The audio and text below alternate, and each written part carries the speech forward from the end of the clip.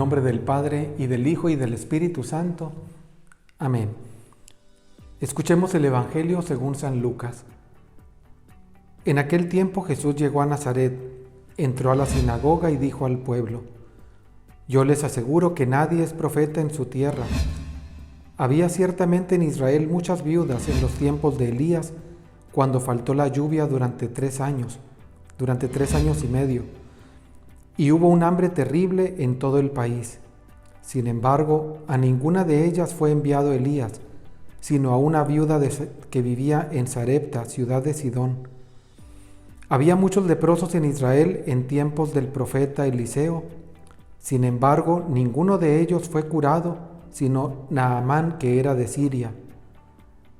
Al oír esto, todos los que estaban en la sinagoga se llenaron de ira, y levantándose lo sacaron de la ciudad, y lo llevaron hasta un precipicio de la montaña, sobre la que estaba construida la ciudad, para despeñarlo. Pero él, pasando por en medio de ellos, se alejó de allí. Palabra del Señor. Jesús hace una homilía, vamos a llamarle así, de los textos de ese episodio de Naamán el sirio, es Elías, el profeta Eliseo, que no lo recibe, etc.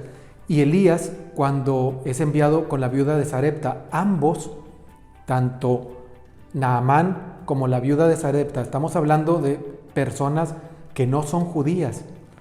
Jesús le está predicando a los de su misma raza, a los de su mismo pueblo, de Nazaret.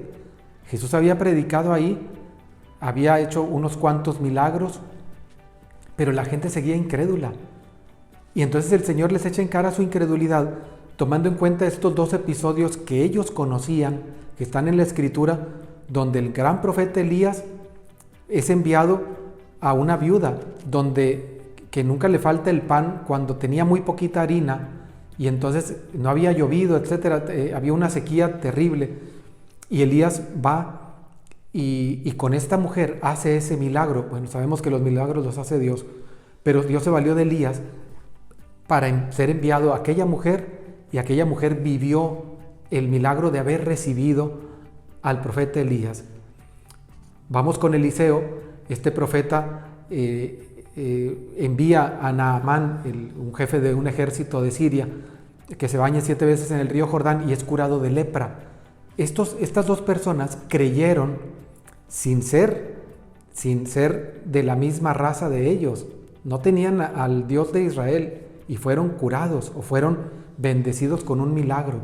Sin embargo, los de su misma raza, los de su pueblo, donde Jesús había crecido, no le creen.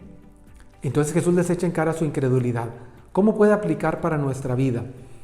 Pues sucede que muchas veces Dios se manifiesta en nuestras vidas y no lo reconocemos. Nos habla por medio de una persona, de un familiar, y no nos damos cuenta de que nos está hablando. No nos damos cuenta que Dios está presente. Y es que sucede una cosa, como que nos gusta que nos diga nada más las cosas buenas. No nos gusta que nos señale nuestros errores. Al que nos señale nuestros errores, ¿cuántas veces se convierte en nuestro enemigo? En lugar de decir, bueno, me está señalando algo que me va a poder ayudar a ser mejor, hay gente que se ofende. ¿Cuántas personas no se ofenden cuando les cobras lo que te deben? O sea, tú nada más les estás haciendo un favor, recordarles que tiene una deuda, y se enojan. Entonces, no nos gusta que nos señalen a veces los errores o las cosas que no hacemos bien. ¿No será que el Señor también nos está llamando la atención sobre eso? Ser humildes y reconocer que el otro también me puede señalar algo en lo que no estoy bien.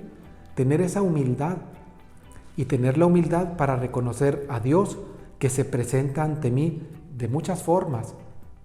Que tengamos cuidado con esa incredulidad que nos lleva a no reconocer la presencia de Dios en nuestras vidas, en las caras que menos creemos. Y la bendición de Dios Todopoderoso, Padre, Hijo y Espíritu Santo, descienda sobre ustedes. Amén.